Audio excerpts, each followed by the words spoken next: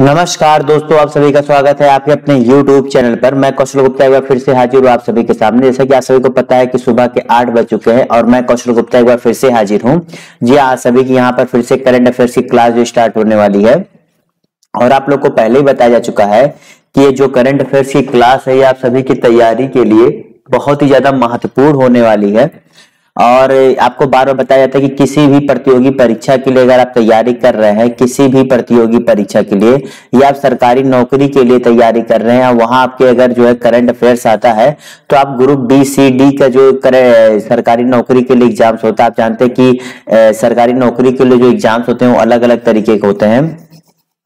तो अगर B C D के लिए जो मतलब ग्रुप बी सी डी के लिए अगर एग्जाम्स हो रहे हैं या किसी भी जो है प्रतियोगी परीक्षा के लिए जो प्रवेश परीक्षा जिसे हम कहते हैं, जैसे कि प्रवेश परीक्षा इस समय बीएड का मैं आप लोग पढ़ा रहा हूँ, उसके साथ साथ किसी भी अन्य प्रतियोगी प्रवेश परीक्षा के लिए भी आपको अगर तैयारी करनी है तो ये जो मैं करंट अफेयर्स आप सभी को पढ़ा रहा हूँ ये काफी ज्यादा उपयोगी होने वाली है। क्योंकि जिंदगी में हम किसी एक के सहारे नहीं चल सकते, हम जो कर रहे हैं उस पर तो फोकस रखेंगे ही, लेकिन अगर हम जिस पर फोकस रख रहे हैं उसी समय में अगर हमें दूसरे का भी थोड़ा सा लाभ मिल जाए तो उसमें बुराई क्या है। तो मैं इस हिसाब से हर क्लासेस को लेकर के आता हूँ, जिससे अगर कोई मुझसे जुड़ रहा है तो अपने थोड़े से समय को भी अगर वो मेरी क्लासेस के लिए दे रहा है तो उसका वो थोड़ा सा समय भी उसकी लाइफ में उसे बहुत ही ज्यादा लाभदायक लगे। ठीक है, चलिए इन सब बातों के साथ आज मैं आप लोगों के लिए एक छोटी सी सीख लेकर के आया हूं कि देखिए, अगर आप पढ़ रहे हैं लिख रहे हैं तो आप अपने आप को बुद्धिमान बनाएं, मूर्ख ना बनाएं। क्यों? क्योंकि देखिए एक चीज है कि हमेशा एक बात याद रखिएगा, जो रूमर्स माने जो अफवाहें होते हैं, ये जो है आपके जो हेटर्स होते हैं, जो मतलब आपको पसंद नहीं करते हैं, उनके द्वारा ये जो है ले जाई जाती हैं। और फैलाई किसके द्वारा जाती है? जो फूल्स, जो मूर्ख होते हैं, उनके द्वारा जो है ये फैलाई जाती है। ये बहुत ही इंपॉर्टेंट लाइन है, इससे आप लोग अपनी जिंदगी में बैठा लीजिए, याद कर लीजिए कि जो रूमर्स होती है यानी जो अफवाहें होती है उसे आपके जो चाहने वाले नहीं होते, जो आपसे जलते हैं, उनके द्वारा क्या ये जो है ले जाई जाती है अफवाहों को, और फिर इसे क्या मूर्खों द्वारा फैलाई जाती है। और जो मूर्खों से बड़े मूर्ख क्या इडियट होते हैं, वो क्या करते हैं? इसे एक्सेप्ट करते हैं। तो आप समझिए आप किस कैटेगरी में है, आप बताइए। आप लोग सबसे बड़ी दिक्कत क्या, आप लोग अगर कुछ सुनते हैं, कुछ भी सुनते हैं, तो आप लोग उसे तुरंत एक्सेप्ट कर लेते हैं कि हाँ यही सही है। जबकि भैया देखो, जो पढ़ा लिखा बंदा होता है ना, या चाहे जो हो, वो पहले चीजों को तुरंत नहीं एक्सेप्ट करता, वो उस पर अपना दिमाग लगाता है कि ये हो सकता है। मैं ऐसी कई सी चीजों को देखता हूँ, सुनता हूँ, मतलब देखता हूँ तो बात अलग है भाई, देख ले तो अलग, लेकिन सुनता हूँ कि लोग ऐसे इस चीज को विश्वास कर रहे हैं, और देखता यही हूँ कि वो लोग जो इस चीज को विश्वास कर रहे होते हैं जबकि उसका प्रैक्टिकली कोई पॉसिबिलिटीज ही नहीं है। ठीक है, लेकिन फिर क्या करो, फिर हंसता हूं। जैसे कि अभी कई चीजों को देख करके, खास करके जो अभी इस समय माहौल चल गया, आदमी व्हाट्सएप खोल लेता है, बड़ी बड़ी ज्ञान भरी चीजें हो पाता है और उसे एकदम ऐसे मानता है कि हाँ यही सही है, और ये जो साइंस है ये सब जो है फालतू की चीजें, ये सब फालतू की चीजें हैं। ठीक है, ये चीजें हम लोग को देखने को मिलती हैं। तो वही कहा जा रहा है, जो रूमर होता है, अफवाहें होती है, आपके जो ना चाहने वाले उनके द्वारा ले जाई जाती हैं और मूर्खों के द्वारा क्या फैलाई जाती है। और जो मूर्खों से भी बड़े मूर्ख, जिन्हें क्या कहा जाता है? इडियट, माने कि वो दिमाग उनके पास होता ही नहीं है, वो उसे सच मान लेते हैं। तो यही माना कि अगर आप पढ़ लिख रहे हैं तो आपके पास तो दिमाग होगा ही ना, लेकिन आपके पास अगर आप अफवाहों पर सच मानने लगते हो, इसका मतलब क्या? आपके पास दिमाग नहीं है, आप केवल एक जानवर की तरह हैं। समझ गए?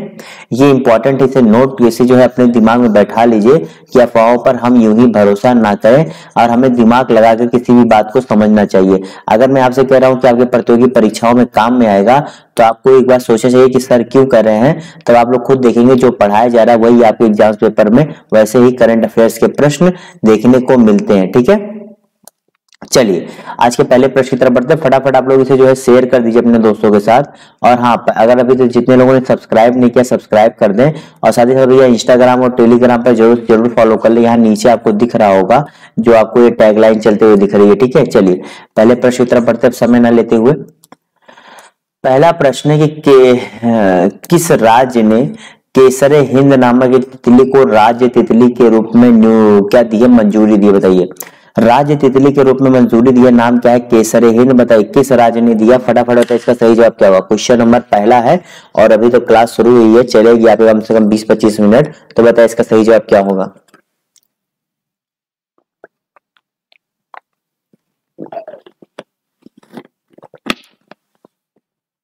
अब मैं अपनी क्लास में बार बार कहता हूं भैया जवाब जरूर दिया करो, बिना जवाब के जो है आप लोग मत बैठा करो। तो जितने लोगों ने यहाँ पर अरुणाचल प्रदेश जवाब दिया सही कर लें। अरुणाचल प्रदेश ने जो है बड़ी और चमकीली रंग की तितली होती है जिसे केसरे हिंद कहा जाता है, जिसका शाब्दिक अर्थ होता है भारत का सम्राट। क्या होता है? भारत का सम्राट है, केसरी हिंद का तात्पर्य है। इसे अपने राज्य का क्या राज्य तितली के रूप में घोषित किया है। ठीक है, समझ गए। और यह जो है Nepal, Bhutan, Myanmar, Laos, Vietnam और दक्षिणी चीन में पाई जाती है। मतलब जो आपके अरुणाचल प्रदेश से लगती हुई सीमाओं के जितने राज्य हैं, मतलब आपका भूटान हो गया, अब नेपाल का तो नहीं लगता इससे जो है सीमा, लेकिन नेपाल में भी पाई जाती है, लाओस में भी पाई जाती है, और वियतनाम में भी, जो कि अरुणाचल प्रदेश से नहीं लगता है, और कहाँ पर? म्यांमार हो गया और दक्षिणी चीन में भी। ठीक है, समझ गए। चलिए अगले प्रश्न की तरफ बढ़ते हैं। 14 नवंबर 2021 को भारत सरकार ने सीडी और सीबीआई के निदेशकों के कार्यकाल को कितने साल तक के आगे बढ़ाने के लिए 2 अध्यादेश जारी किए? चलिए ये बताइए। ये 2 अध्यादेश जारी किए, इसकी जो है सुप्रीम कोर्ट में भी जो है इसके खिलाफ पिटीशन दायर किया गया, क्योंकि हिसाब से अगर आप करेंगे तो जो सत्ता में होगा वो जो है, अगर जो आज से आपको मान लीजिए ये पता है कि जो सत्ता में बैठा है उसको अगर हम उसके मन का काम करेंगे तो हमें क्या, हमें एक्सटेंशन दे देगा। मतलब जो 2 साल की नौकरी है वो हमें 4 साल तक देने का अधिकार रखता है। तो आप चाहेंगे यार नौकरी किसे खराब लगती है, जिसके पास, जब आप लोग इतनी मेहनत क्यों कर रहे हो नौकरी पाने के लिए ना, तो जो बंदा 2 साल की नौकरी जान रहा मेरी बची है, लेकिन अगर उसे पता कि 4 साल की बच जाएगी, अगर मैं मन का काम करूंगा तो मन का काम करेगा। तो इसका मतलब गवर्नमेंट कुछ गलत भी करेगी तो उसके फायदे का करेगा। इसी बात को लेकर के इसके खिलाफ में जो है सत्ता की जो इस पे अध्यादेश के खिलाफ पिटीशन पड़ी है। तो लेकिन प्रश्न पूछ रहा है कि ईडी और सीबीआई का जो ये कार्यकाल बढ़ाया गया कितने साल के बढ़ाने के अध्यादेश जारी किया गया? बताइए इसका सही जवाब क्या होगा। तो जितने लोगों ने यहाँ पर जो है 5 साल जवाब दिया, क्या 5 साल? जी भैया 5 साल तक जो है अभी प्रेजेंट टाइम में केवल 2 साल का होता है कार्यकाल, लेकिन अभी जो अध्यादेश आ गया है इसके अनुसार जो है इनका क्या होता है, 5 साल तक के लिए इनका बढ़ाया जा सकता है। ठीक है, ये मतलब 3 वर्ष तक बढ़ाया जा सकेगा, और तीनों वर्ष एक साथ नहीं, एक एक साल करके इनका बढ़ाया जा सकेगा। ओके, चलिए अगले प्रश्न की तरफ बढ़ते हैं। सीबीआई ईडी दोनों है, ध्यान दीजिएगा, और दोनों ही जानते हैं कि किस हिसाब से जो है इंडिया में इनका उपयोग किया जाता है राजनीतिक लाभ के लिए। जनजातीय गौरव दिवस कब मनाया जाता है? जनजातीय गौरव दिवस कब मनाया जाता है? बताइए इसका सही जवाब क्या होगा। क्वेश्चन नंबर 3 का सभी लोग जवाब देते रहे हैं। तो भैया देखो, जनजातीय गौरव दिवस आपका 15 नवंबर को मनाया जाता है। ये जनजातीय जो गौरव दिवस जो है 10 नवंबर 2021 से, कब? 10 नवंबर 2021 से जो है इसकी शुरुआत हुई थी, जब मोदी जी ने जो है अपने मंत्रिमंडल में इसका फैसला लिया था, और 75 वर्ष जो पूरा हो रहा है हमारे आजादी की, स्वतंत्रता का, उसके जो है उपलक्ष्य में घोषित किया गया है।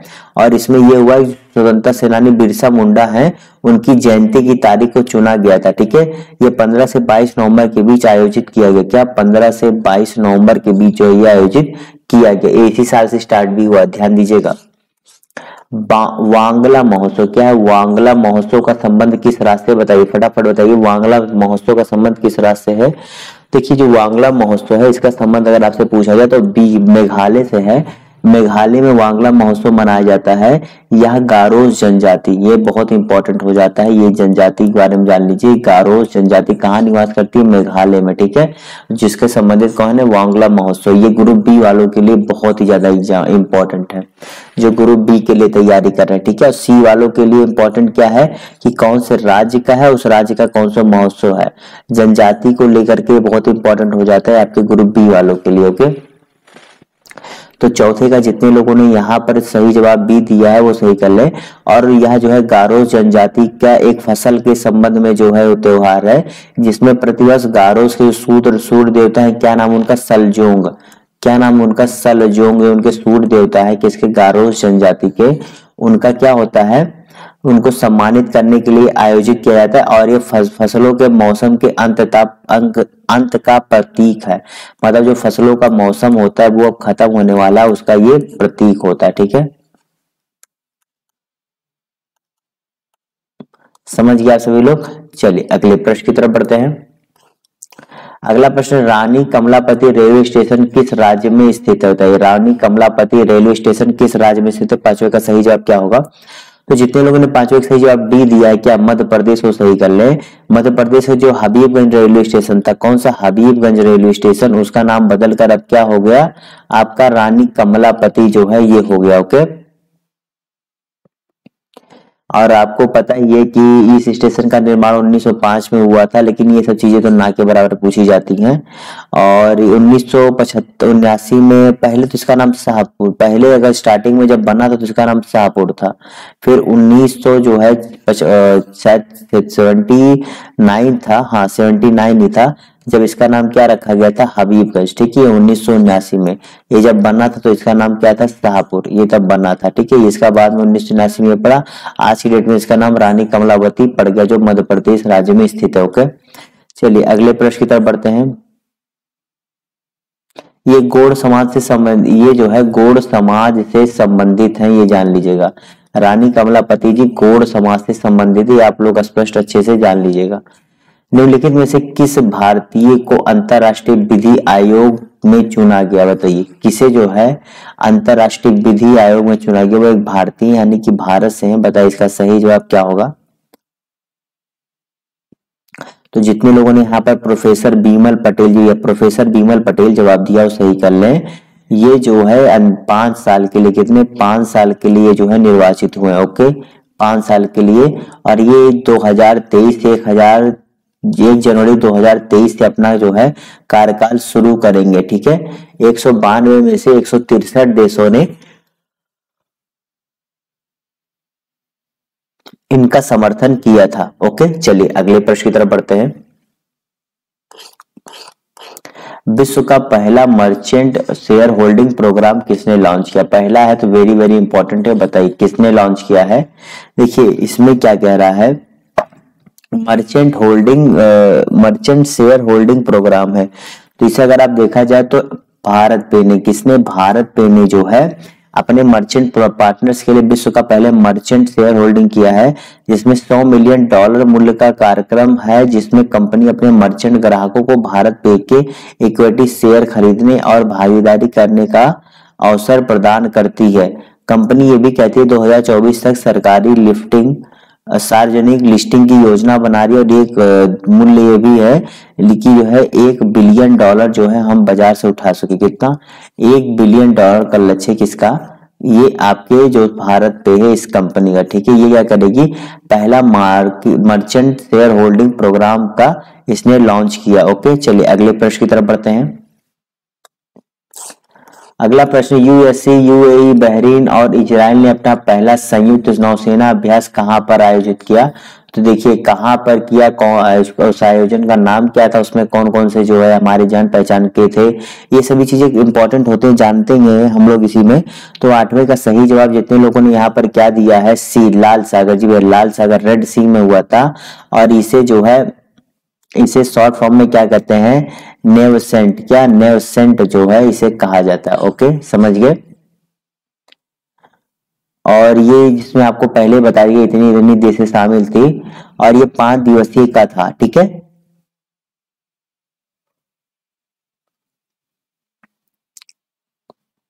अगले प्रश्न की तरफ बढ़ते हैं।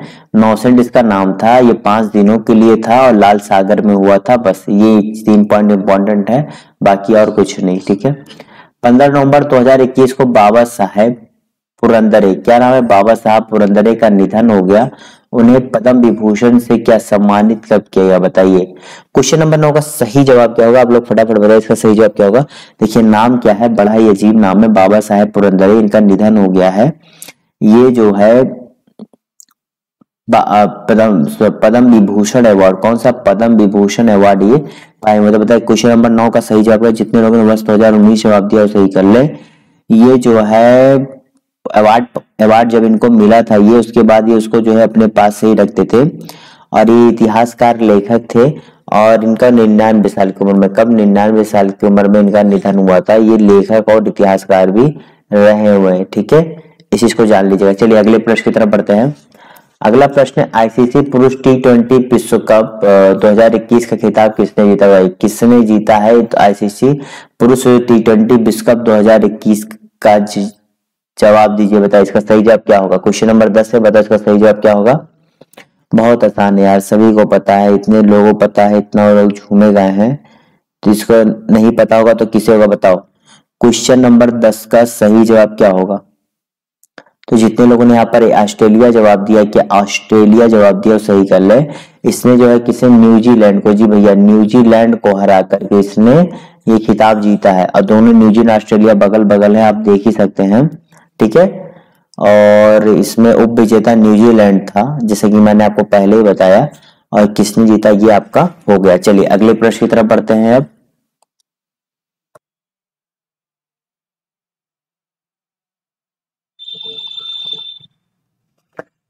इसी के साथ इस क्लास को यहीं पर खत्म करते हैं, फिर मिलेंगे कल आपसे। और दोपहर में 12 बजे आप लोग आना मत भूलिएगा, ठीक है। 12 बजे आप लोग से मैं फिर मिलूंगा। आज से आपकी जो है आधुनिक भारतीय इतिहास की क्लास जो स्टार्ट होगी, ठीक है।